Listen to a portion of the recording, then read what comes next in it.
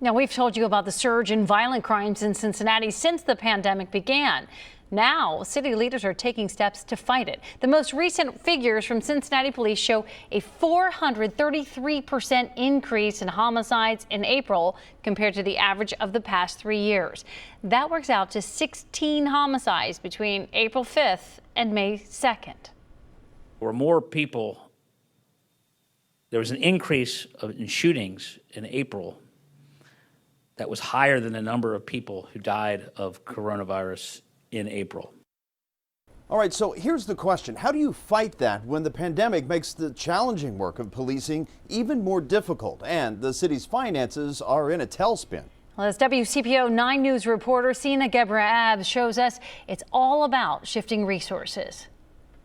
According to Mayor Cranley, 30 more people died this April than April of last year. And he says one of the reasons for this uptick is all the extra time on people's hands, including younger people not in school and adults out of work. We have continued to see a significant increase in our violent crime. Chief Elliot Isaac says that increase includes homicides and non-fatal shootings. It is noticeably a lot more.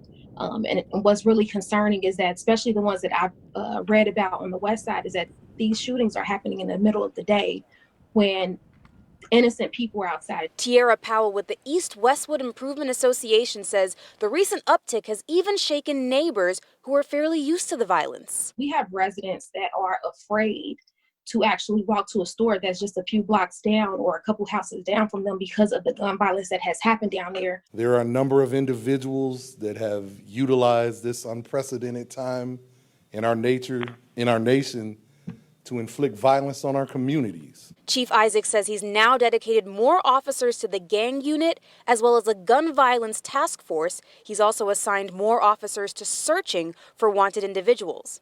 While Powell is glad to hear this, sometimes residents feel like they get ignored when they give the police the heads up on the hot spots. I know that we have a particular area of concerns, and the police at our last in-person meeting told us that they're working on it, and 2 weeks later, a person was killed there. She says that community input is just as important as the additional manpower. The communication between the police and the community helps in regards to preventing a lot of these things. And Chief Isaac says the police department is making some progress with regards to solving violent crime. He says officers have made arrests on about 70% of the homicides that have happened so far this year.